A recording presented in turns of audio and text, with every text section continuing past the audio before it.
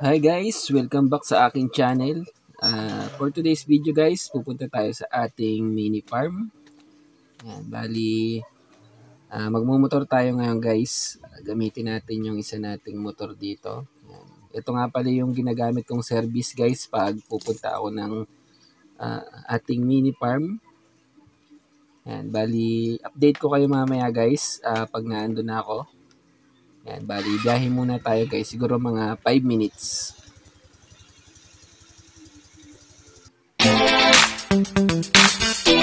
Samuel PH.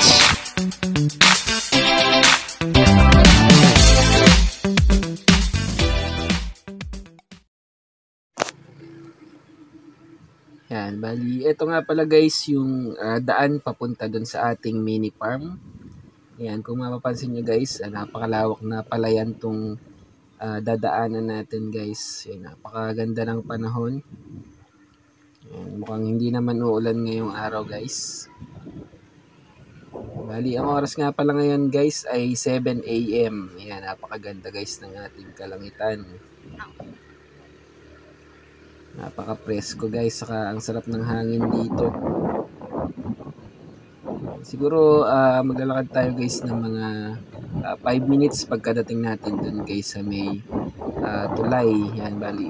Hindi na kasi kasya guys yung motor natin doon kasi wala pang tulay guys na pwedeng makapasok yung motor. Pero sabi ng barangay guys, malapit na daw magkaroon ng tulay doon, kaya sa susunod guys, pasok na yung motor natin.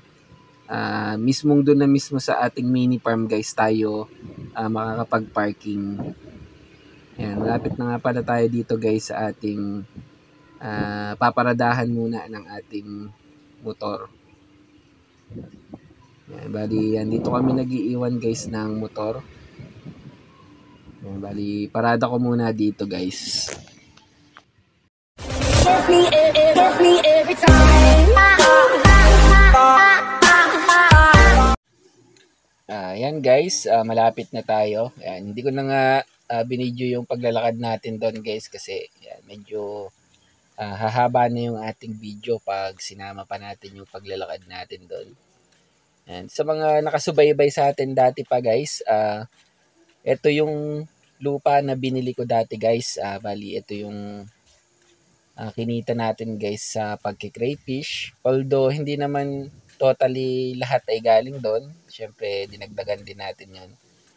Pero mas malaki guys yung naitulong pagki-crayfish natin saka pagbebenta natin guys ng mga ornamental fishes guys. Ayan, kung makikita nyo nga guys, yan, medyo sikip na nga yung ating mini farm. Dati kasi talagang walang kapuno-puno dito saka mga halaman guys. Kung napanood nyo yung isang video kong yan guys, yan, makikita nyo guys yung pagkakaiba nung mini farm natin ngayon sa mga ilang buwan na nagdaan. Yan, kung nakasubaybay kayo guys, yan, lalo tong ating mga heritage chicken guys. Yan, binili natin yan guys ay 3-day-old na CCU yung ating nabili ang ating mga heritage chicken. Saka yan, itong ating rabbit guys ay 2 pieces lang yan dati. Yan, bali yan, mga anak na yan guys nung ating breeder na rabbit. Yan, bali yan na yung anak nila. Sa kabuuan natin na bilang ng rabbit natin ay nasa 9 pieces na yan guys.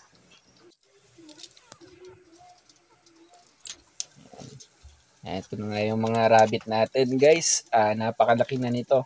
Yan. Bali, binebenta natin to guys, 400 to 500 pesos isa. Yan, sa mga gustong bumili guys, yan, meron pa tayong available na mga malapit na to mag-breeder size guys tong ating mga rabbit na to. Kaya pwede na tong paanakin guys, siguro mga 1 to 2 months guys. Pwede na tong paanakin or pwede nang i-breed. Yan, ang cute guys ng ating mga rabbit. Yan, bali, yan, magkakapatid lahat to guys. Yan yung anak nung breeder natin kasi isa lang naman guys yung ating pair ng breeder dito.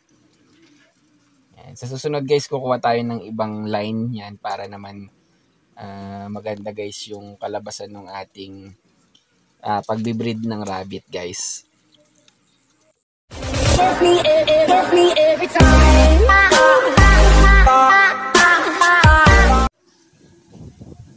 Ito nga pala guys yung dating mini pond natin yan. Medyo nilakihan na natin guys kasi maglalagay tayo dito ng ulang.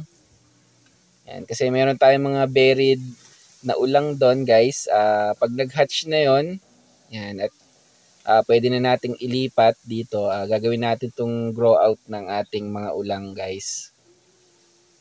Yan, kasi hindi pa gawa yung ating concrete pond guys. Meron kasi tayong ipapagawa na concrete pond para sa ating mga ulang saka sa ating iba pang mga ARC guys. Yan, dami pang bunga ng ating papaya guys. Yan, hindi nabawalan ng bunga yan. Yan. Bali bukas guys, lalagyan ko na to ng tarapal o kung ano mamabili ko na pwede kong ilagay do sa ating mini pond para hindi naman siya maigahan ng tubig guys. Yan, may mga tanim din tayo dito guys na mga pechay, mustasa. Yan. Itong water lettuce natin guys, yan. Pinamimigay ko lang yan guys sa mga nabili sa akin ng mga ornamental fish saka sa mga ARC natin yan guys.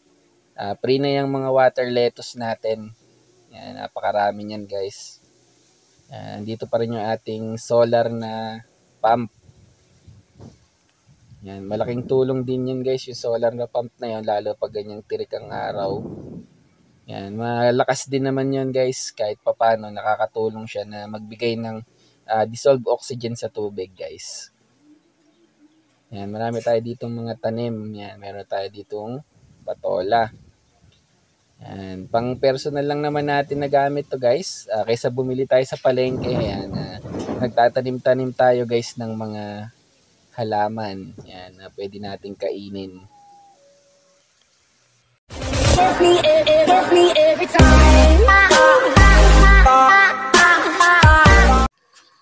Yan guys, natapos na nga pala natin tong ating mini pond. Nalagyan na rin natin siya guys ng plastic para hindi maiga yung tubig natin guys. Tapos yan, meron na rin yung tubig guys na galing dun sa irrigation. Yan, bali nag-flow yung tubig dyan.